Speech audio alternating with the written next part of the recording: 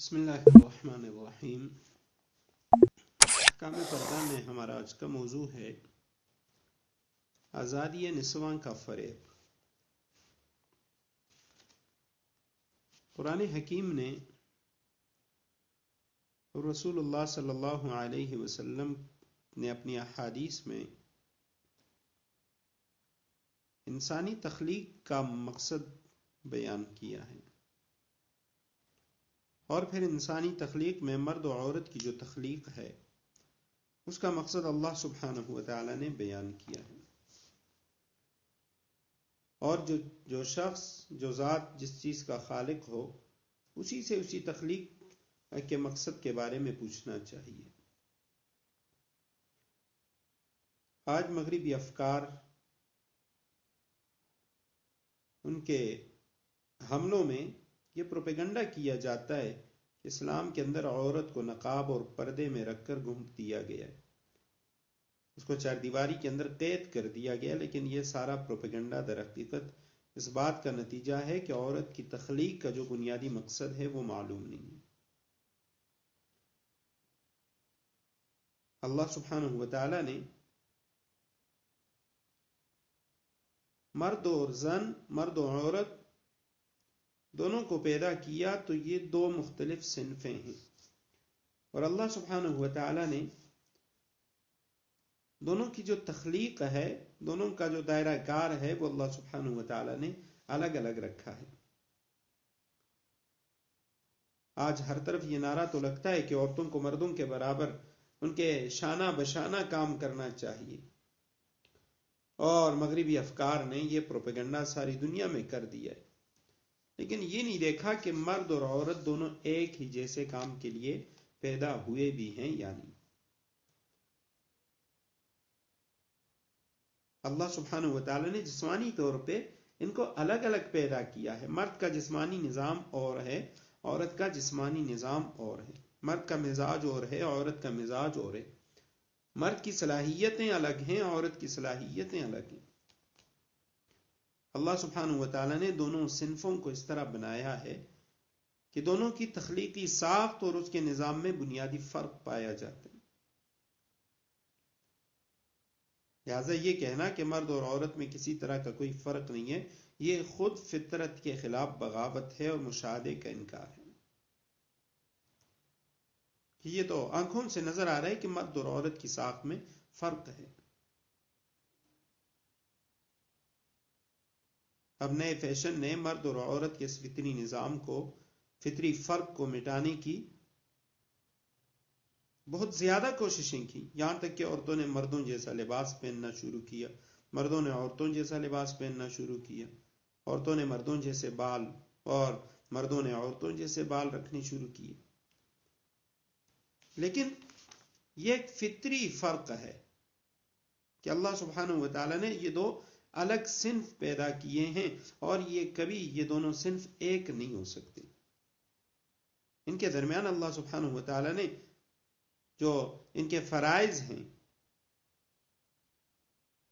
تو وہ اللہ سبحانہ و تعالی نے تقسیم کیے ہوں۔ اب عورت کے ذمے گھر کے انتظام اس کو سنبھالنا ہے۔ قرآن کریم میں اللہ سبحانہ و تعالی نے ازواج مطہرات کو خطاب کر کے اور ساری امت کی خواتین وہ اس کے ضمن میں آ گئیں، فرمایا وَقَرْنَ فِي بُيُوتِكُنَّ، تم اپنے گھروں میں قرار سے رہو۔ رسول اللہ صلی اللہ علیہ وسلم نے حضرت علی اور فاطمہ رضوان اللہ تعالی علیہما، ان دونوں کو رسول اللہ صلی اللہ علیہ وسلم نے جب ان کی شادی ہوئی تو آپ صلی اللہ علیہ وسلم نے ان کے درمیان کاموں کو تقسیم کی۔ گھر کے کام حضرت فاطمہ کو دے دیے، اور باہر کے جو کام تھے وہ حضرت علی کرم اللہ وجہہ ان کے حوالے کیے۔ لیکن آج آزادی نسواں کے نام سے مختلف تحاریک چلائی جا رہی ہیں، اور بظاہر یہ ایک معصومانہ نعرہ ہے، لیکن اس کے پیچھے بہت زیادہ یعنی چالاکی کے ساتھ، عیاری کے ساتھ انہوں نے خواتین کے، عورتوں کے ان حقوق کے اوپر ڈاکہ ڈالا، اور ان کی معصومیت کا فائدہ اٹھا کے ان کے اوپر بہت بڑا ظلم کیا۔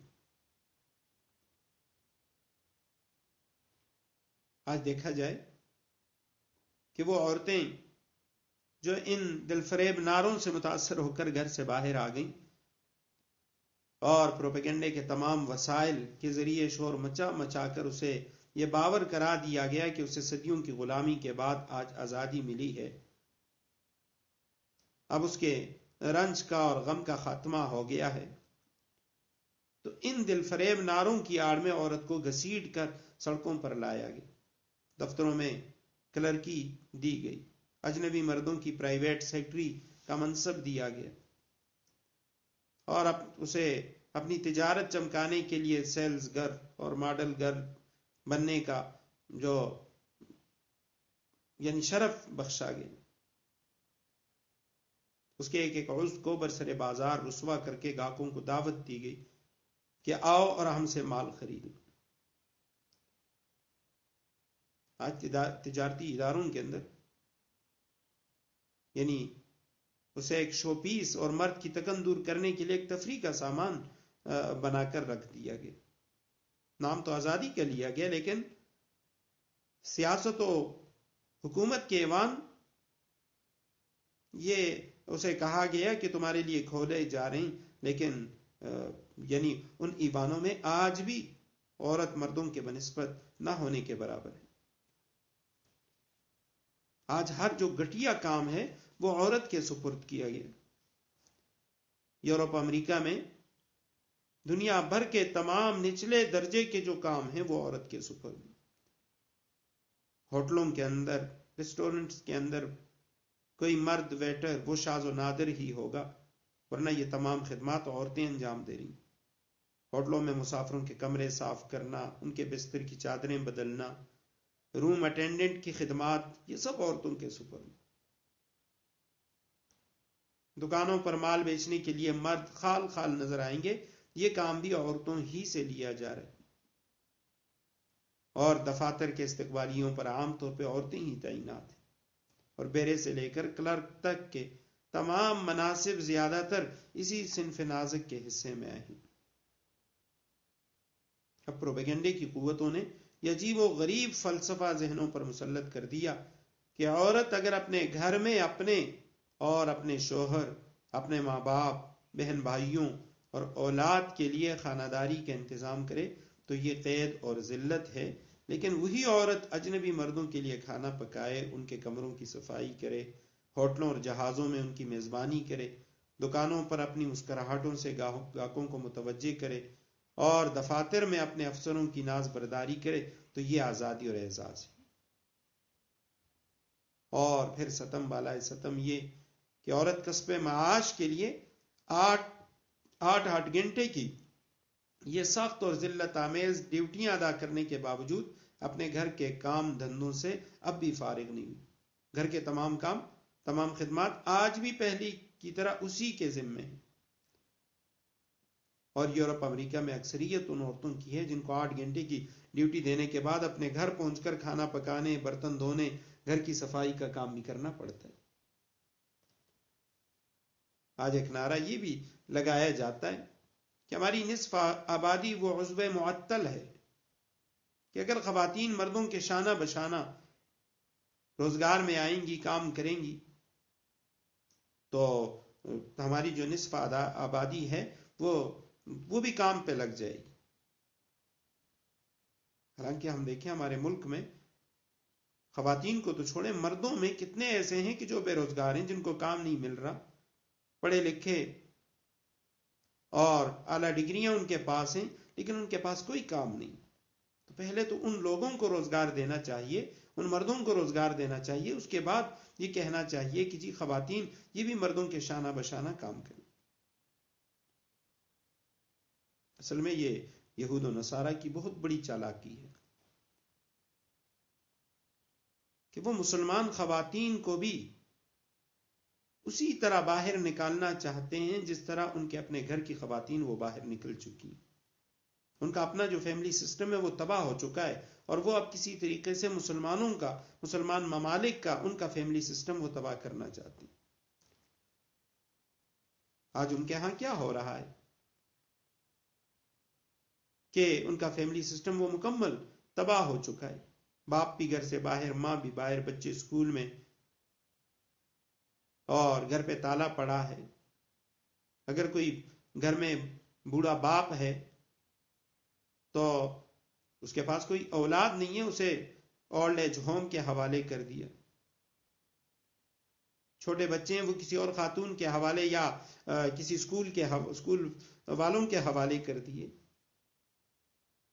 بچے گھر آتے ہیں تب بھی ماں باپ نہیں ہے، اور جس وقت ماں باپ آ رہے ہیں بچے گھر پہ نہیں ہیں.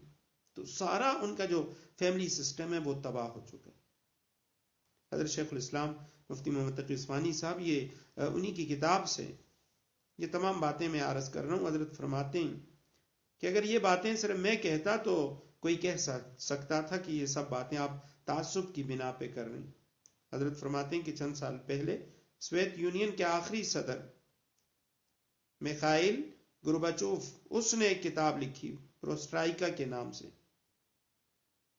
تو کہتے ہیں اس کتاب میں اس نے عورتوں کے بارے میں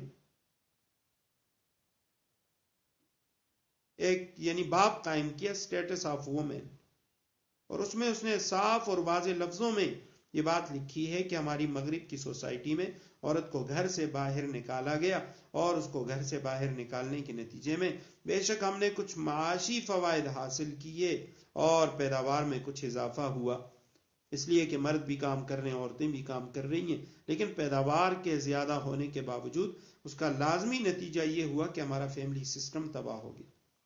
اور اس فیملی سسٹم کے تباہ ہونے کے نتیجے میں ہمیں جو نقصانات اٹھانے پڑے ہیں وہ نقصانات ان فوائد سے زیادہ ہیں جو پروڈکشن کے اضافے کے نتیجے میں ہمیں حاصل ہوئی. لہٰذا میں اپنے ملک میں پروسٹرائکا کے نام سے ایک تحریک شروع کر رہا ہوں، اور اس میں میرا ایک بڑا بنیادی مقصد یہ ہے کہ وہ عورت جو گھر سے باہر نکل چکی ہے اس کو واپس گھر میں کیسے لایا جائے.